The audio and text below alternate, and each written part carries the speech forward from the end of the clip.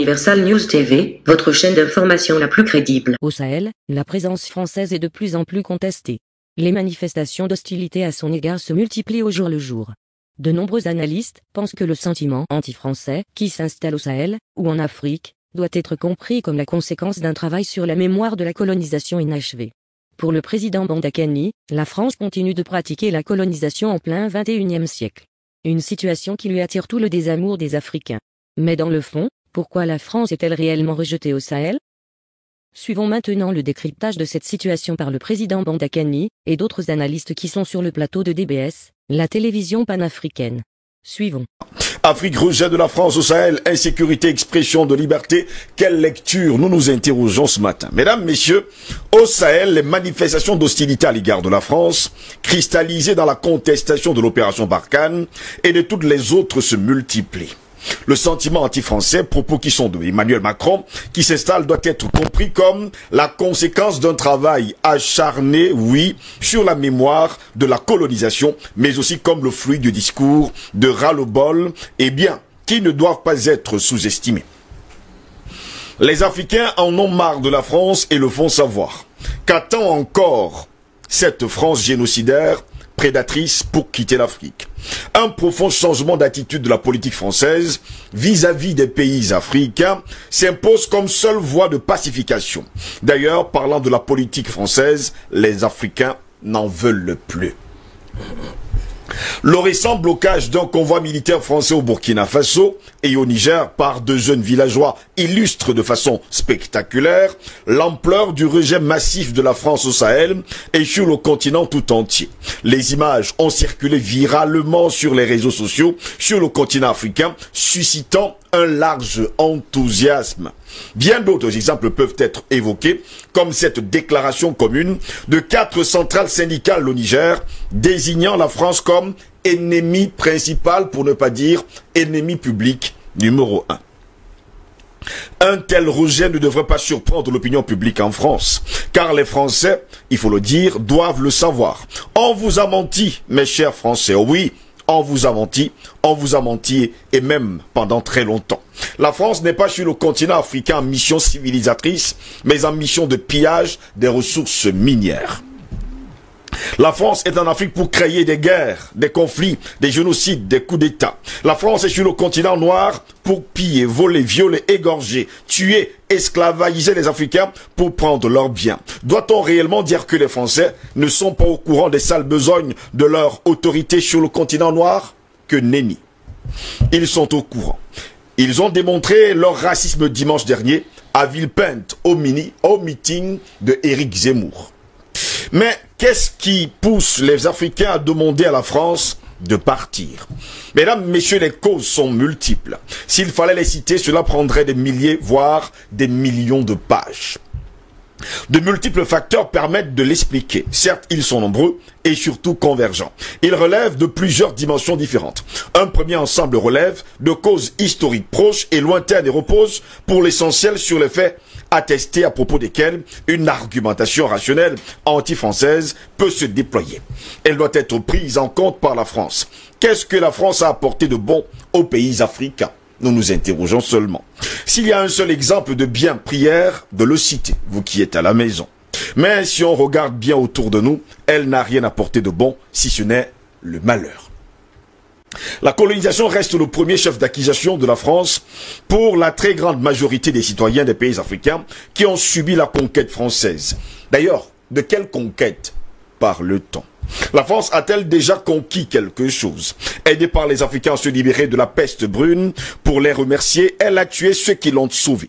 Au-delà de tout cela, elle a imposé à ceux qui l'ont sauvé, des nazis, une monnaie raciste et nazie qu'on appelle le franc CFA.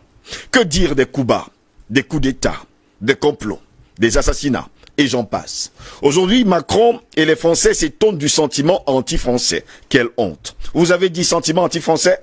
Eh bien, mesdames, messieurs, les Africains ne demandent qu'une chose. C'est que la France quitte son sol. Mais elle ne veut pas. Florence Parly est allée jusqu'à déclarer à Mondovision que la France ne quittera pas le Sahel. Eh bien, les Africains demandent donc à Florence Parly. L'Afrique, c'est le chez-toi, comme on dit souvent au quartier. Si la France ne prend pas en compte les éléments qui sont mis sur la table et qu'elle appelle sentiment anti-français, eh bien, mesdames, messieurs, ira en grandissant et surtout arrivera à un pic de non-retour où tous les coups seront permis. Pour l'heure, une seule chose que demandent l'Afrique et les Africains, c'est que la France quitte le continent au plus vite et surtout que la France quitte le Sahel puisqu'elle a été rejetée.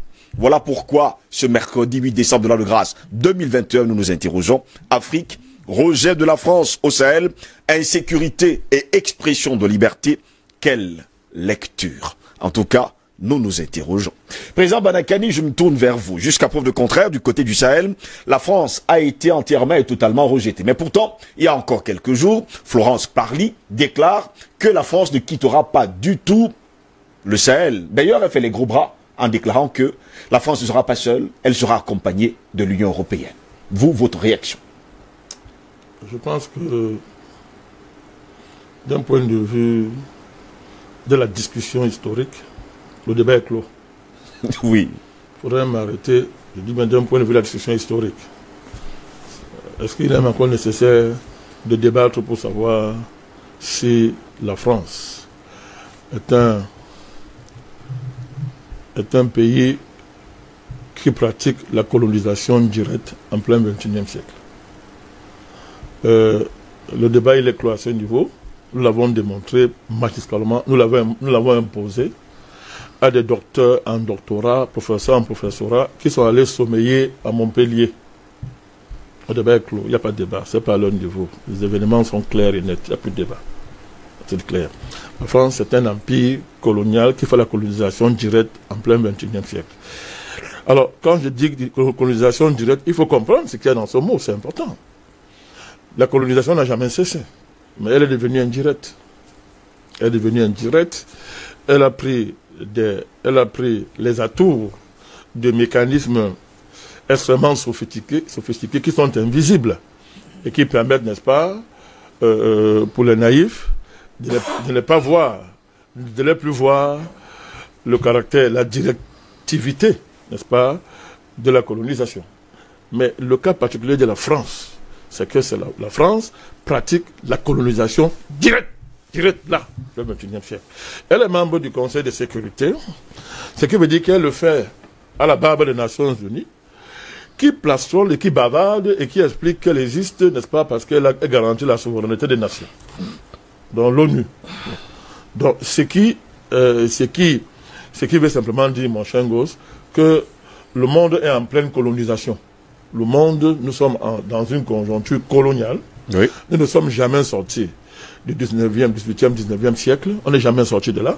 Ça a été un semblant de sortie, mais un retour brutal. Le système international, n'est-ce pas, qui est colonial, n'est-ce pas, a été rattrapé par sa véritable nature. C'est pour ça que l'ONU marche main dans la main avec un pays comme la France, qui pratique, comme je l'ai dit, la colonisation directe. Premier niveau. Donc, deuxième niveau, à partir de ce moment-là, mon cher Gross, il faut analyser la sortie de Mme Parly dans un premier temps, et je terminerai par ce que vous appelez sentiment anti-français. Alors, Mme Parly, je ne cesse d'insister sur vos plateaux et ailleurs sur la maladie très très grave et inguérissable qui frappe l'oppresseur. L'opprimé crie, et c'est dans son rôle, c'est normal. Il se révolte, il prend les armes, il fait tout ce qu'il peut faire pour en finir avec l'oppresseur, mais généralement on n'insiste pas beaucoup sur la maladie qui frappe l'oppresseur. La France est très très malade. C'est un pays extrêmement malade. C'est grave parce que on ne sait pas comment on soigne ce genre de maladie. La France est malade de ce qu'elle est ce pays-là, qui a pensé qu'il est ce pays, qui a pensé son avenir, sur la base qu'elle va nier l'existence de d'autres nations. Et de deux, elle va nier l'humanité des autres peuples. Quand vous arrivez à un tel niveau de systématisation du mal, et vous en faites une démarche et une pensée politique, c'est une malédiction extraordinaire. Vous êtes malade. C'est une maladie qu'on ne soigne pas. Ils sont malades. La classe politique française est malade. Ils sont, c'est-à-dire, ce sont des misérables au sens moral, au sens éthique du mot. Je dis des misérables qui ne sont pas dignes, c'est-à-dire de s'asseoir à la table des hommes, mon cher gosse. C'est ça le problème. Et je suis heureux parce que là, l'idée et le fait historique font un. Nous disons ces choses et les faits historiques dans le Sahel le démontrent. Quand vous écoutez madame parler, en plus c'est une femme, vous avez pitié.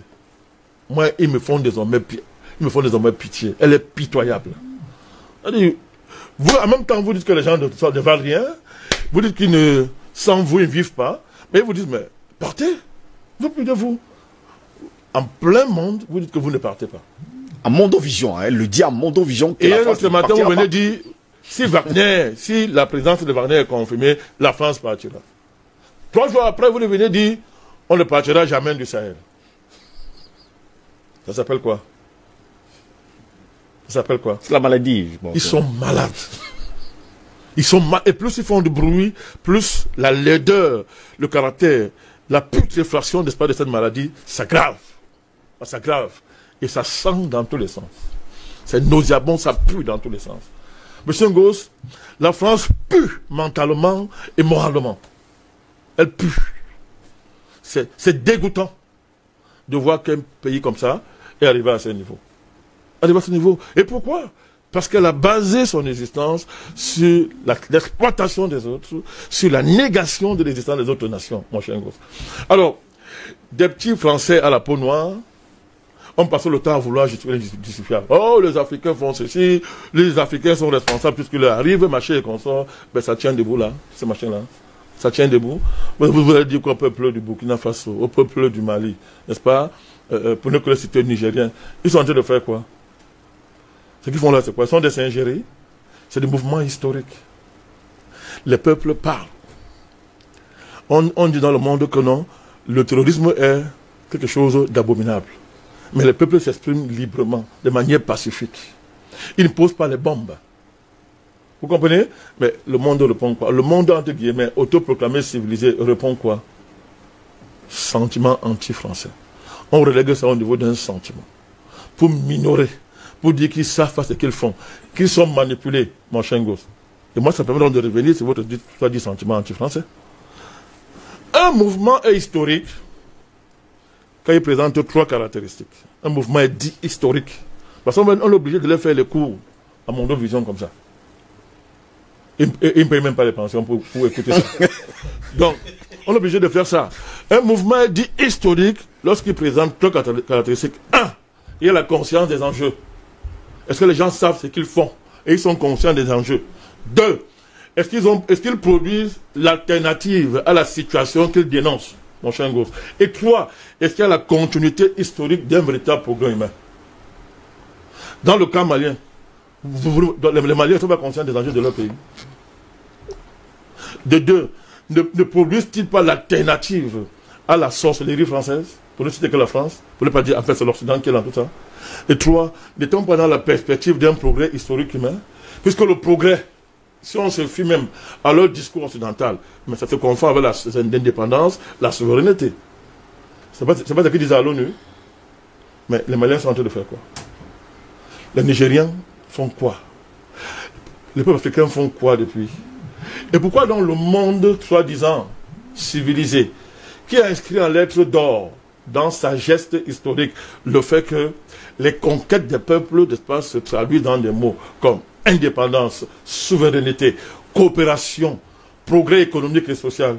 Mais pourquoi des gens qui ont passé le temps à se présenter comme les garants de ces choses font semblant de ne pas voir le caractère historique du mouvement qui est en Afrique?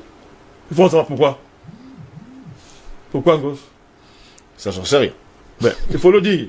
Vous comprenez? Et il reste quoi? À faire ce qu'ils font d'habitude, dénigrer le mouvement, le diaboliser. Si la France fait ça à son propre peuple, vous avez vu ce qu'on a fait des Gilets jaunes.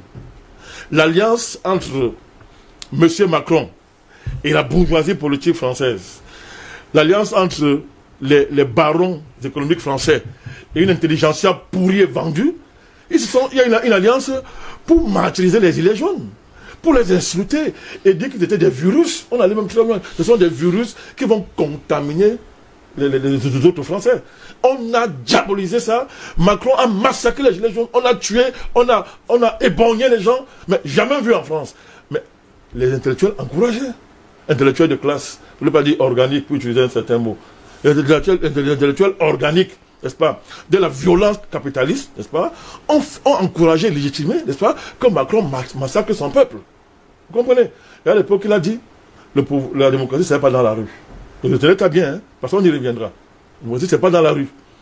Après ça, regardez ce qu'ils ont fait dans ce qu'on appelle les outre-mer, parlons comme ça. Et qu'a fait l'État français? Elle a envoyé des structures antiterroristes pour aller réprimer les manifestations pacifiques. Et pour ce faire, comme d'habitude, on a d'abord diabolisé ces mouvements. On a dit qu'ils sont extrêmement violents. Et les deux, ce sont des mouvements à la limite portés par des sous-hommes. Ce sont des sous-hommes qui sont ingrats. Ils ne sont pas reconnaissants à la grande France, si généreuse et si étoilée, lumineuse n'est-ce pas, de son histoire, n'est-ce pas. Les dom-toms sont des gens ingrats, alors qu'il n'y a pas de France sans les dom-toms. Entre les deux, c'est les dom-toms qui ont plus donné à la France, à la métropole. Vous comprenez? Donc s'ils font ça à leur peuple, comment les poivreaux? D'où l'idée lancée par la JT de l'Élysée, le petit garçon qui est à l'Élysée, de sentiments anti-français. D'appeler ça sentiment anti-français, ce qui montre qu'il est un petit garçon. Il est un petit garçon. Vous comprenez? Et c'est comme on dit ici de lui. Mais ça a été repris par un ancien président français. Les Français s'en prennent à eux-mêmes. S'ils élisent comme président des gens comme Sarkozy, c'est leur problème. Ça montre même l'état moral, l'état mental et éthique de la France. De faire élire à la tête de la France un type comme Sarkozy. Donc, c'est grâce à eux qu'on l'appelle ce monsieur président. Bon, il a été président de la France. Il a dit dans son dernier bouquin, il dit que Macron est un mauvais président parce qu'il n'a pas d'enfant. Alors, quand on dit ça, on dit que nous sommes les anti-français. Sarkozy, c'est aussi un anti-français. Il a dit, il a écrit, que Macron n'a pas d'autorité, il ne sait pas diriger parce qu'il n'a pas d'enfant. Il ne connaît pas ce qu'on appelle la famille, donc il ne peut pas diriger les gens. Si c'est nous ici, le CNC va sortir dès qu'on a insulté la France. En place et lieu de la France. Le CNC va dire ça. Mais Sarkozy vient de le dire dans un livre. Monsieur Ngos. Donc quand nous disons qu'à l'Élysée, il y a un petit agité, il y a un petit gamin, on ne l'injure pas. C'est ce qu'il est. C'est un petit garçon qui appelle, qui n'est pas capable, alors qu'il prétend qu'il est de la nouvelle génération, il n'a pas connu la colonisation, il ne comprend pas que le mouvement qui est en Afrique est un mouvement historique. Et que quand on analyse mal un problème, on y apportera de mauvaises solutions. Alors quand, à partir d'un diagnostic d'enfants et de gamins, il dit que c'est un sentiment anti-français, que peut-il apporter? Il ne peut même pas, c'est-à-dire, il passe à côté du mouvement. Il passe à côté. Comment il va parler avec les Maliens quand il ne prend pas l'envergure de la situation? Dites-moi, il fera quoi? Il va aller faire le sommet à Montpellier. Il va inviter la Chine Bembe et les autres, aller parler avec lui à Montpellier, où tout est arrangé, même la moindre phrase qu'on va dire, même l'habit qu'on va porter, on leur dit comment ils vont s'habiller, comment ils vont s'asseoir. On fait le casting avant. Mais vous êtes gentil, c'est un mot savant. Comment est-ce qu'ils vont s'habiller? Qu'est-ce qu'ils vont dire? Qu'est-ce qu'ils vont dire? La manière de rire, la manière de se tenir. On les a dressés, c'est un dressage. Alors, et si on dresse quelqu'un qui prétend avoir 10 000 doctorats comme Achille Mbembe, vous allez où? Vous allez où? Il est très fier d'être dressé là, assis là. Assis. Donc, la France n'arrive pas à analyser cette affaire. Elle dit sentiment anti-français, il a fait un mouvement historique. Et le fait de dire anti-français, vous dénigrez un mouvement, vous refusez de parler avec ce mouvement. Mais malheureusement pour vous, le mouvement ne s'arrête pas. Vous faites donc quoi? Tout tu as dit que c'est un sentiment anti-français. À partir de ce moment, on ne parle pas avec eux. On va même remplacer ces gens-là par les interlocuteurs de notre choix, dont les sommeliers de Montpellier. Mais pendant qu'ils ont fait la réunion, ils ont remis le rapport à leur père, à leur Dieu, à leur maître sévère, à leur gourou, merci, toi, à leur gourou de secte, à leur gourou, à leur frater, chef frater. Ils ont remis le rapport, mais le mouvement continue. Ça continue. Vous faites donc quoi? C'est une impasse qui est très grave. Il ne s'agit même pas de dire, ce n'est pas une affaire de rejeter la France. Il y a des mots, mais je comprends, vous êtes dans votre rôle de communicateur, vous pouvez vous prendre en charge des mots. Il ne s'agit pas de rejeter. Il s'agit, mon chien gosse, de l'un des échecs les plus fracassants de l'histoire de l'humanité. C'est-à-dire qu'un pays à qui l'histoire a tout donné cadeau. L'histoire vous a donné un continent cadeau. Le continent vous a accueilli. Il vous suffisait d'être normalement constitué et de faire ce que la communauté des hommes sait faire. Partager, ne pas tout prendre. Mais comme la France est composée et dirigée, comme je vous ai dit, par des personnes minables à tout point de vue, moral, éthique sont minables, la France a gâché tout ça. La France sera aujourd'hui la première puissance mondiale. Je vous dis, par exemple, si on avait laissé, c'est pas pour faire l'apologie des Allemands. Ils sont ce qu'ils sont. Mais si c'était les Allemands qui étaient restés aussi longtemps en Afrique, je peux vous assurer, ce ne serait pas la même chose. Vous n'avez qu'à voir ce que les Allemands, entre guillemets, ont laissé. Grâce au travail des peuples africains, ce qu'ils ont laissé. Jusqu'à aujourd'hui, ce que la France a apporté ne dépasse pas ce que l'Allemagne a laissé. Dans le pays, le Cameroun, vous n'avez qu'à voir dans certains monuments qui sont restés et dans certains secteurs d'activité, et je parle sur le contrôle économique, d'activité, c'est-à-dire la France, c'est-à-dire que ce que les Allemands ont laissé, après avoir perdu la guerre au Cameroun et dans certains pays africains, la France n'a pas fait mieux.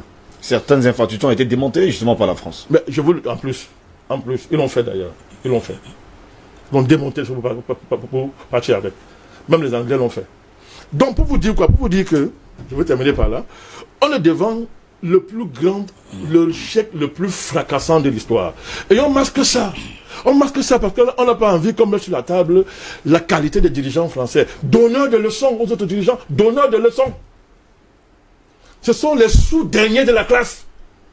Je dis les sous-derniers. Le dernier dirigeant africain dépasse le plus grand dirigeant français. Le dépasse. Parce que vous ne pouvez pas avoir un tel cadeau de l'histoire.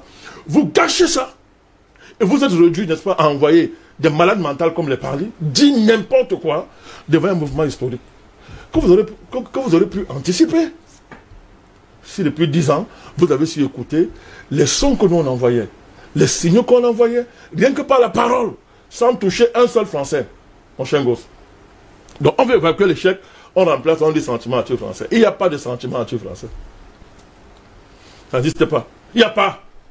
Dans le camp malien, les mêmes Maliens vous ont accueilli en 2016. 2016. Est-ce qu'on n'a pas fait un trône africain au Hollande, au Mali? C'était en mars. Les Maliens ont fait un trône africain, on l'a accueilli en héros. Hollande. Mais pourquoi les mêmes Maliens, quelques années après, vous disent partez chez vous? Et toi, tu dis que tu es président de la France, tu as des ministres qui sont là qui bavardent. Vous dites que c'est un sentiment anti-français? Mon chien gosse. Ben, on est désolé pour le dire. Tant pis pour la France. Tant pis pour ses dirigeants. Et ça sera tant pis pour le peuple français s'il ne se débarrasse pas de cette racaille de classe politique-là. N'est-ce pas? Qu'elle fait seulement le se donner au nom de sa prétendue démocratie. Ça sera aussi tant pis pour le peuple français.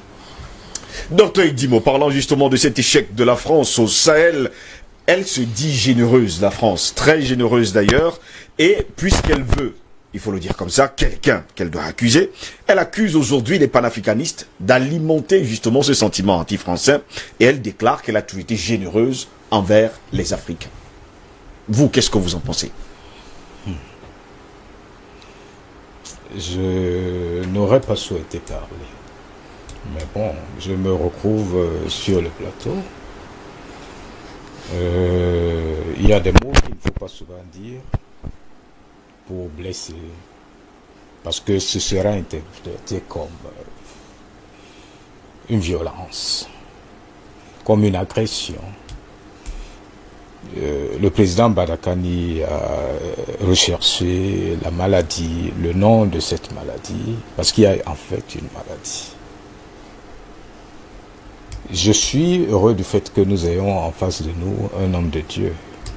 Parce que lui, il peut mieux analyser ces questions que nous, en fait.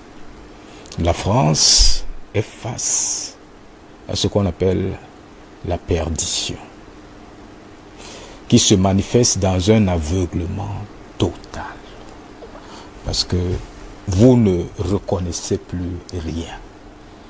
Vous avancez dans les ténèbres, les mains tendues devant, alors qu'il y a un gouffre qui est déjà totalement béant sous vos jambes. Parce qu'en fait, le mouvement en route est parti, il est irréversible. La France, et pas seulement la France, l'Occident,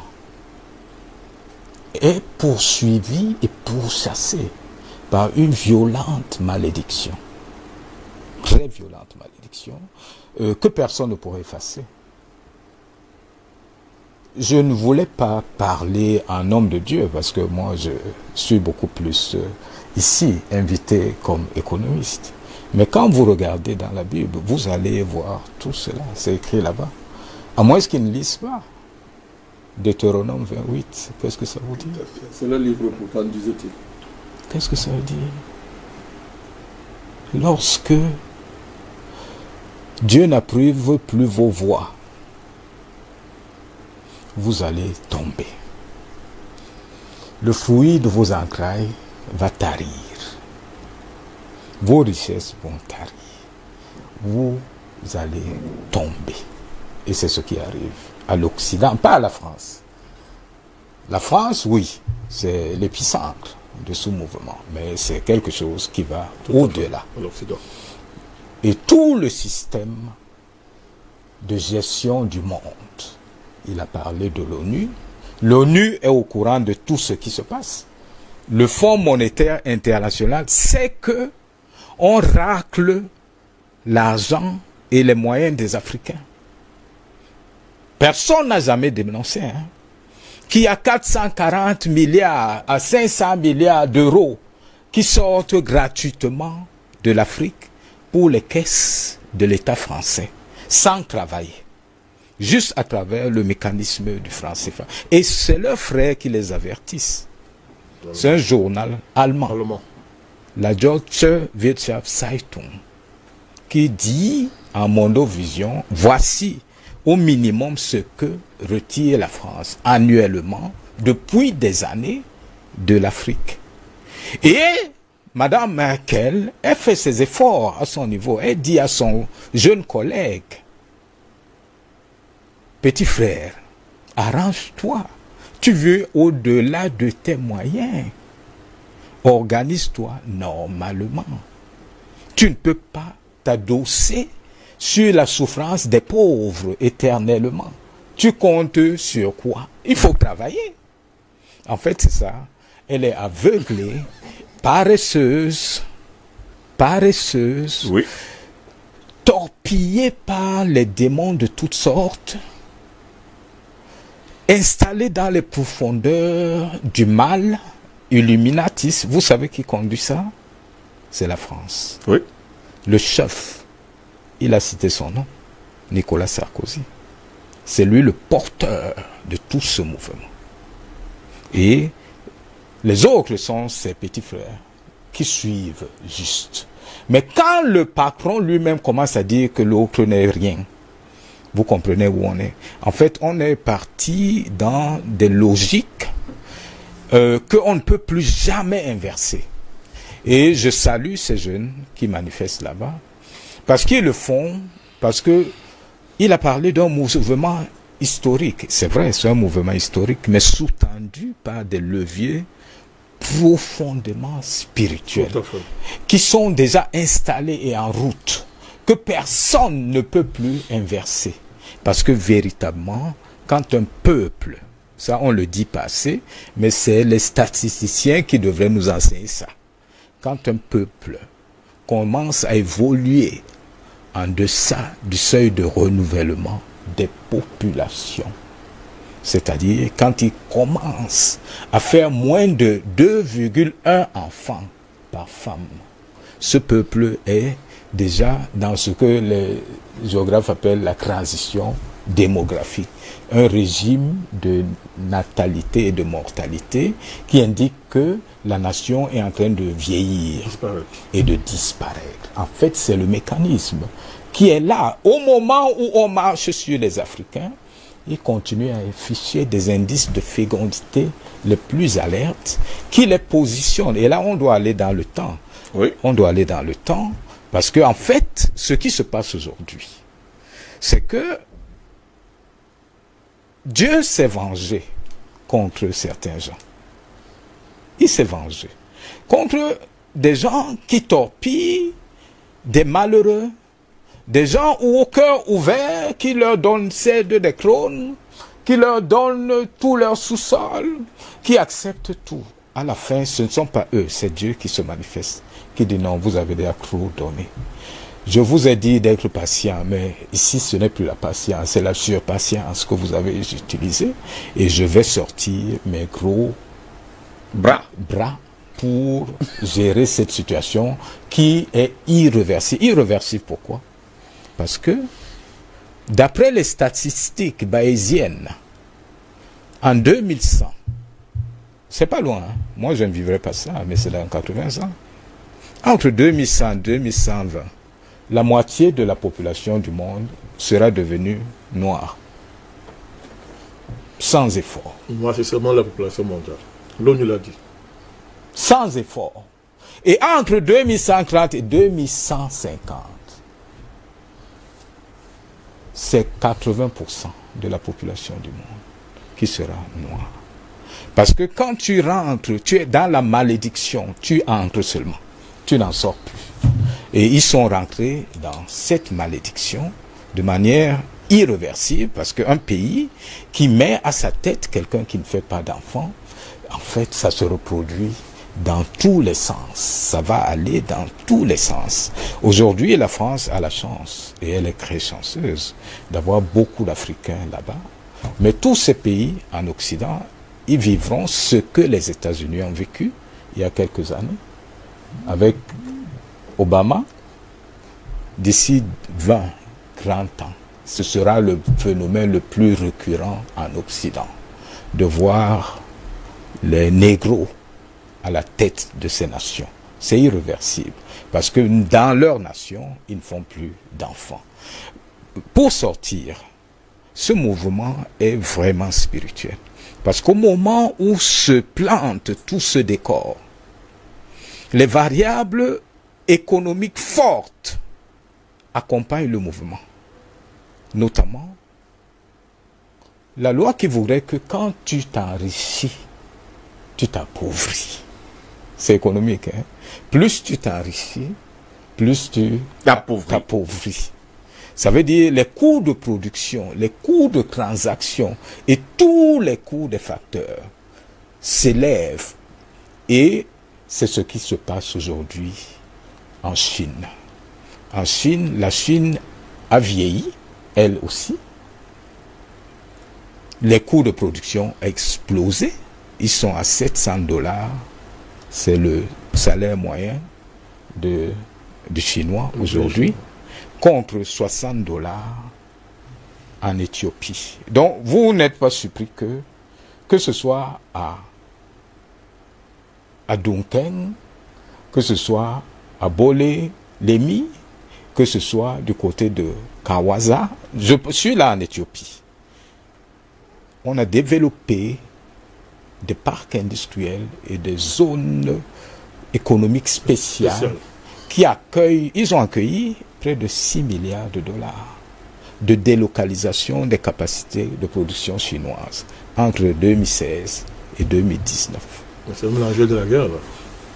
Ça veut dire quoi? Ça veut dire que l'essentiel des capacités de production chinoises, des pans entiers de l'industrie chinoise sont en train d'aller de l'autre côté, en Afrique essentiellement. Ils ont déclaré qu'ils vont délocaliser plus de 50 millions d'emplois. Ils sont obligés de le faire parce que de leur côté, les coûts de production ont explosé, les revendications écologiques ont explosé, et pour rester compétitifs, ils sont obligés d'aller dans des pays comme le Nigeria, comme l'Éthiopie, comme la Zambie, etc. Main-d'œuvre moins chère, les Eldorado salariaux, comme on les appelle. Et ce sont ces Eldorado salariaux, justement, qui vont impulser ce que l'Occident n'a jamais voulu faire. Accompagner et installer l'industrialisation. C'est les pays qui sont vierges de toute histoire coloniale qui vont industrialiser finalement l'Afrique. C'est la Chine qui n'a jamais rien tiré ici. C'est les Russes et tout le reste qui n'ont jamais tiré ici. Et ce mouvement, il est réglé. Personne ne peut aller contre cela. C'est parti pour ne plus jamais s'arrêter. Parce que eux-mêmes, il y a une pression forte au niveau de la Chine elle-même. Parce que la classe moyenne à revenu discrétionnaire est en train d'exploser. Ça veut dire qu'il faut répondre aux attentes de cette classe moyenne. Donc, il faut changer de paradigme. Laisser de côté le modèle d'assemblage à coût bas et le placer vers des pays qui sont mieux positionnés pour accueillir ces logiques. Du monde. Donc, nous sommes en train d'aller dans une trajectoire où, en même temps, Dieu a mis ses doigts, parce que le plus gros doigt qu'on a mis, c'est la création de l'union, non, de la zone de libre-échange continentale. Parce qu'en fait, c'est cette zone de libre-échange continentale qui va permettre, qui va rassurer les investisseurs. Parce qu'en fait, l'étroitesse de nos marchés n'a jamais intéressé qui que ce soit. Et aujourd'hui, ce mouvement qu'on appelle la montée des jeunes est en train de mettre en place le socle de l'ouverture des frontières. Parce que en fait, le mouvement panafricaniste ne s'exprime pas seulement sur le plan politique, mais sur le plan spirituel et sur le plan de l'économie même. C'est-à-dire les frontières doivent exploser. Donc il y a une sorte de défragmentation de l'Afrique. Et cette défragmentation est extrêmement importante parce que les coûts unitaires doivent être au plus bas pour exploiter les économies d'échelle et les économies d'agglomération. Et ces économies d'agglomération sont aujourd'hui concentrées essentiellement dans les grandes villes africaines, que ce soit Lagos, que ce soit Douala, que ce soit... C'est des villes, vous ne pouvez pas imaginer ce que c'est. Nairobi et tout le reste, c'est des villes qui vont continuer à avancer. Et vous savez, pour vivre, pour gagner de l'argent, on le met là où il y a des jeunes. Et la jeunesse du monde, c'est en Afrique. En 2050, 40% de la jeunesse du monde sera noire. En 2100, c'est à peu près 65% de la jeunesse du monde. Donc le marché où, logiquement, tu peux investir, c'est seulement l'Afrique. C'est pas un méga marché, c'est un giga marché qui en 2100 pèsera 4,8 milliards d'habitants. En 2100, le pays le plus peuplé du monde sera ton voisin de gauche, le Nigeria, 1,50 milliard d'habitants, suivi de l'Inde et suivi de la Chine. Donc vous voyez que le terrain est totalement balisé et dressé. Bon, ce que je peux dire pour sortir, prions pour Macron, prions pour la France. Vous n'allez pas lui demander de faire encore une soirée d'exorcisme pour... Oui, il faut exorciser. Vous devez faire des émissions de ce type, parce que à la fin, c'est des humains comme nous. Il ne faut pas les laisser entrer dans le trou noir. Merci à vous, docteur Edimo, pour ce cours magistral d'économie ce matin. C'était vraiment un cours magistral d'économie. On reste avec vous d'ailleurs ce matin, docteur Edimo. Merci. On verra peut-être des séances d'exorcisme à la fin de l'émission. À la fin de l'émission. Je pense qu'on pourra le faire. Et plus de ça, il y a le pasteur Pondy qui est là. Hein. On est équipé ce matin. On est équipé. Donc, ne vous inquiétez surtout pas. Pasteur Pondy, je vais me tourner vers vous. On parle toujours du Sahel, mais dans le Sahel également, il y a un gros problème qui se pose. La France déclare qu'elle a toujours des partenaires au sein du Sahel. Pour certains Africains, ces partenaires sont devenus des traîtres. Je prends par exemple le cas du président nigérien Mohamed Bazoum et sans oublier le président burkinabé Roch-Marc Christian Kabore. Pour certains Africains, ils n'ont plus besoin de ces partenaires. Enfin, des partenaires français sur le sol africain. Vous, qu'est-ce que vous en pensez? Déjà, je vais dire merci pour cette question. Et je vais dire d'entrée que le panafricanisme, c'est un humanisme cru. On ne porte pas les gants pour dire la vérité. C'est ça qui différencie un peu des autres mouvements. Et c'est pourquoi je salue souvent la présence du président Bandakani. Quand je suis avec lui sur un plateau, c'est-à-dire mon cœur est content. Et même tous les autres que je dis, bon frère, on a déjà fait plusieurs émissions ensemble dans une autre chaîne. Et celui-ci que je suis également, ce grand Africain, le dictateur, avec démocratiquement lui. Oui, je le suis avec beaucoup d'admiration quand je l'écoute. Il me rappelle un peu un certain Sipak, quand je vais faire une petite digression par rapport à la réunion que la France a tenue, le président Macron, avec ces sujets africains. Ce digne fils d'Afrique, M. Sipak, a dit qu'il avait recensé tous les noms des Africains qui ont assisté à cette réunion et qu'il devrait recevoir des sanctions au niveau du continent. Parce que lui, en tant que panafricaniste, il avait mené une enquête, que ce soit celui qui dirigeait la réunion, ce Mbembe-là, il n'avait pas l'aval du Cameroun. Mais, curieusement, Macron était en train de dire à Monroe Vision que ceux-là qui ont insisté et qui ont suivi le diktat de la France ont maintenant c'est-à-dire la légitimité de représenter le continent. Quelle absurdité! Il disait ça à Monroe Vision. Vous maintenant, vous avez la légitimité. Les gens qui ne sont ni reconnus par leurs États. Donc c'est pour ça que j'avais beaucoup apprécié M. Sipak, qui a pris sur lui de recenser tous ces Africains et qui devrait rendre compte à tout le continent africain et surtout à la classe intelligentsia de l'Afrique qui regarde avec beaucoup d'attention ce qui se dit dans le mensonge français. Il faut appeler ça comme ça parce que c'est ça, le mensonge français. Donc quand nous faisons donc cette digression, on revient un peu dans l'essentiel. Vous avez pris l'exemple de ces deux présidents, mais moi je vais citer un qu'on a cité également maintenant, M. Sarkozy, qui faisait un discours vraiment à Benghazi avec beaucoup d'autorité et tout, or que c'est lui qui était en train de monter la rébellion qui a déstabilisé la Libye et qui a amené à la chute de Kadhafi. D'abord qu'il se vantait même de le faire. Oui. Oui. Donc, quand nous regardons donc ce type de relation, nous voyons effectivement que il n'y a rien de sincère dans la démarche française. Parler de sentiments anti-français ou bien je ne sais pas quoi, c'est eux qui veulent trouver des mots. Si vous avez écouté cette femme, Florence Parly, oui, vraiment, c'est une honte pour la gente féminine. Parce que dans son gestuel, comme je suis en train de vous regarder là, monsieur Ngos, oui, cette femme n'avait pas le courage de regarder ses frères français en face. C'est-à-dire que dans son gestuel, il y avait le mensonge. Elle n'avait pas. Quand vous mentez, ça se sent. Ça se sent. C'est-à-dire qu'elle disait des choses.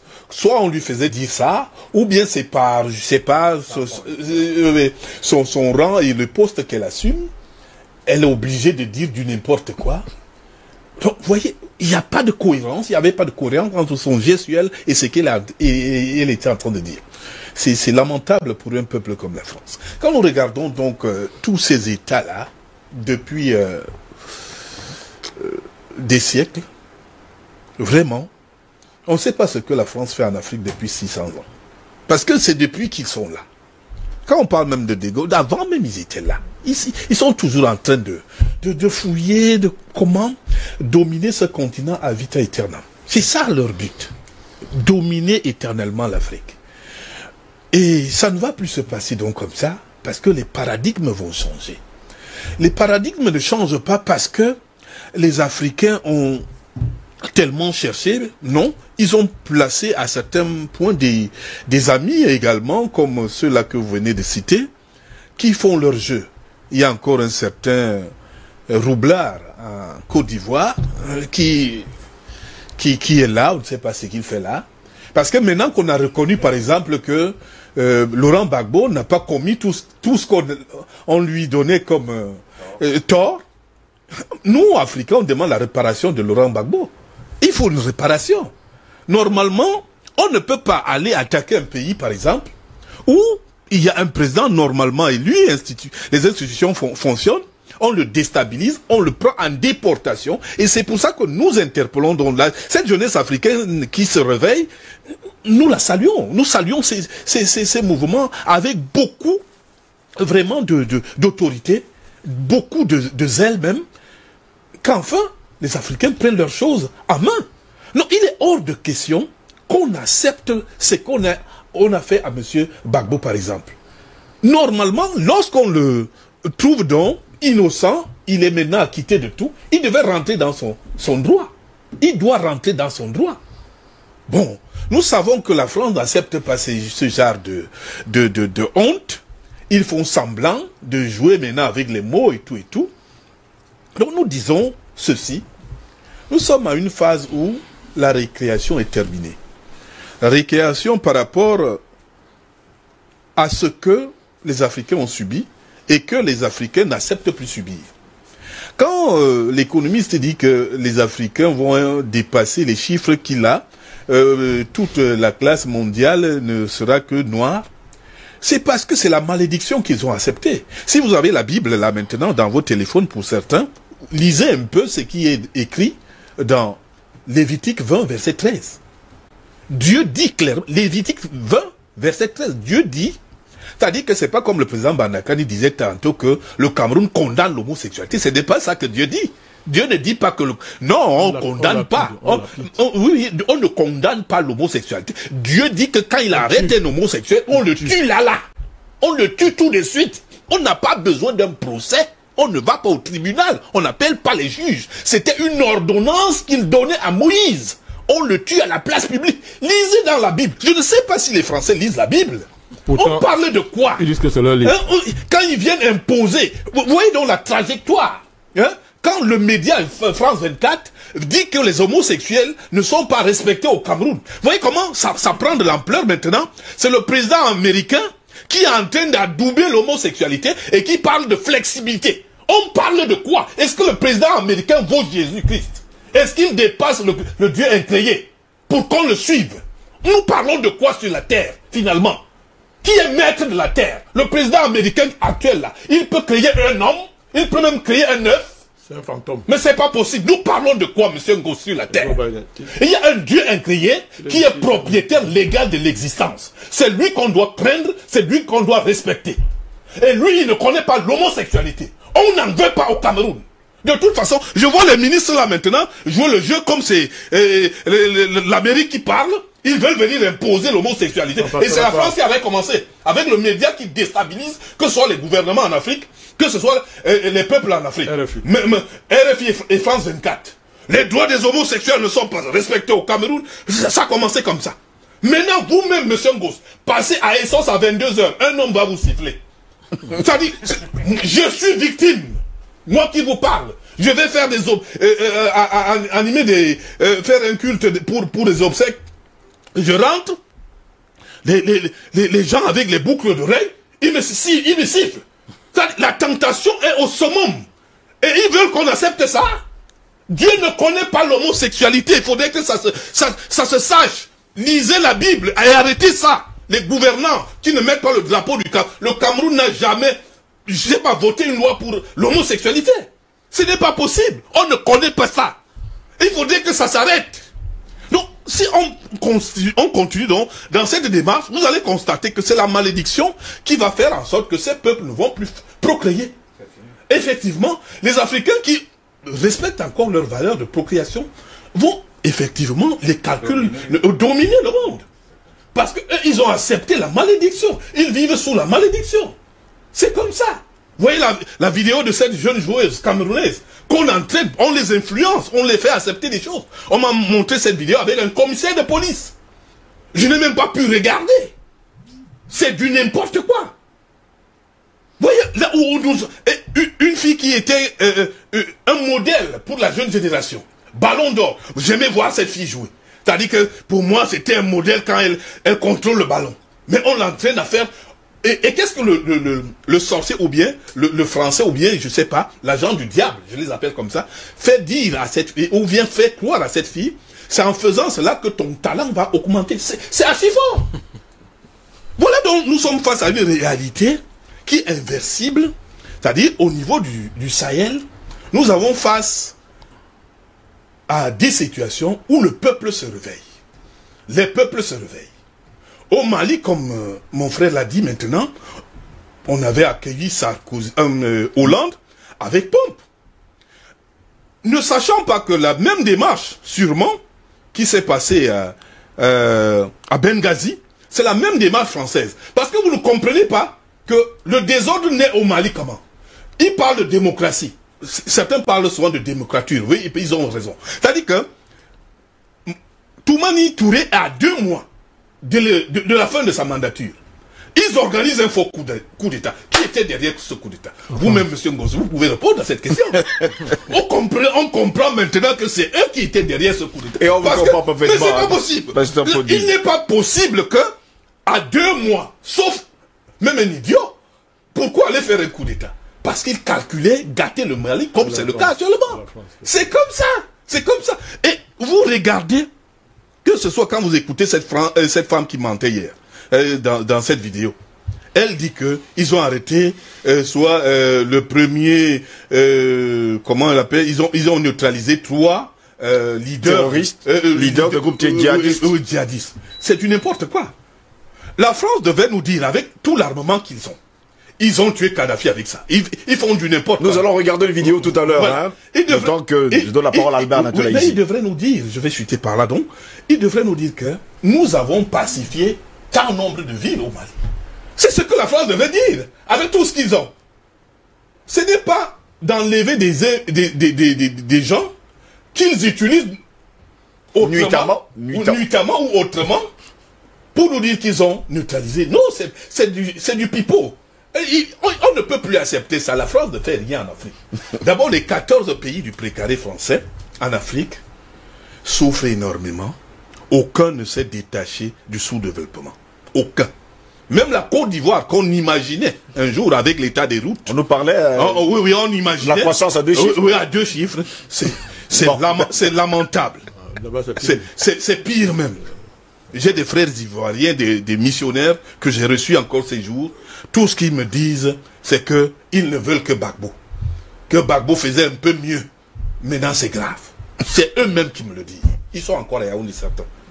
Merci, Pasteur Podé, pour ce premier jet. Albert Anatola, ici, au cours de la journée d'hier, nous avons pris le temps de feuilleter quelques pages des journaux et quotidiens français.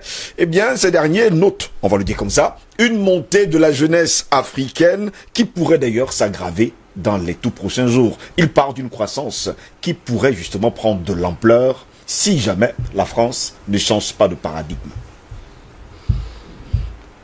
Écoutez, Steve Zelangos, la France est dans une logique de délit de responsabilité. De délit? De déni. De délit de responsabilité. Délit de responsabilité. J'allais penser que vous allez dire délit d'irresponsabilité. Non, déni. Bon, allez. Délit d'irresponsabilité. D'irresponsabilité. Délit de responsabilité. Et sauf sur la dialectique bourreau-victime. Oui. C'est-à-dire présente sur le continent africain depuis des millénaires pour piller, pour voler, pour violer, pour assassiner. Lorsque vous faites l'inventaire, vous constatez avec désarroi que véritablement l'heure est venue de changer de paradigme. Et dans cette dialectique du bourreau victime, on va chercher les auteurs de cette dialectique-là qui se nomme la Russie, la Turquie et peut-être aussi la Chine. Et sans oublier les panafricanistes. Non, j'y arriverai. Non, mais d'abord, parce qu'en réalité, puisque les panafricanistes sont stipendiés, sont l'émanation de la Turquie, de la Russie et de la Chine. C'est ce qu'ils disent. Macron a dit Jeune Afrique. C'est ce qu'ils disent. Donc, ils sont stipendiés par... ils sont stipendiés par la Russie et la Turquie. Oui. Donc, il faut donc... Et quand on va donc dans non, je n'ai pas. Si on m'avait stipendié, je vous aurais donné une part dans quand on va dans cette logique de déni des responsabilités, oui, on se refuse à se regarder dans le miroir et faire l'inventaire. Faire l'inventaire considéré par déjà. Ça peut se comprendre que politiquement, ils ne sont pas du tout corrects. Donc, c'est un secret de polichinelle. Mais sauf qu'il y a quelque chose, à un moment donné, qu'il faut comprendre, que le contexte n'est plus le même. Et comme je parle de contexte, il faut situer le narratif de Florence Parly justement dans son contexte, dans son double contexte de l'élection présidentielle, de la campagne électorale qui a commencé en France, et qui voudrait amener justement l'électorat français à comprendre que au Mali, en tout cas en Afrique, comme au Sahel, la France vient sauver les Africains. Et que dans cette mission de civilisation et de parapluie militaire, elle ne comprend pas qu'il y a un sentiment anti-français, alors qu'elle est très généreuse en s'engageant, puisque, et là je reconvoque à mon compte les éléments de langage de M. Bazoum, qui estime, et qui récupère justement, la France récupère ces narratifs-là pour indiquer que il faut remercier la France, l'armée française, pour les sacrifices. Ce sont les propos de Mohamed Bazoum. Oui, pour les sacrifices consentis au Sahel, parce que les soldats français tombent pour sauver, n'est-ce pas, les Africains de ce côté-là. Et justement, ils récupèrent ces narratifs pour justement l'instrumentaliser, le manipuler. C'est de ça qu'il s'agit. En fait, le rejet de la France au Sahel s'explique par plusieurs raisons. Mais, un véritable changement d'attitude de la politique française vis-à-vis des pays africains apparaît comme seul moyen de pacification. Ici, Christine Muriel, pour Universal News TV. Merci de suivre Universal News TV sur YouTube. Nous vous rassurons que les informations que nous diffusons au quotidien sont suffisamment crédibles. Alors, n'hésitez pas à liker la vidéo si elle vous plaît, et si vous êtes nouveau sur la chaîne. N'oubliez pas de vous abonner et d'activer la cloche de notification pour ne pas rater nos prochaines vidéos.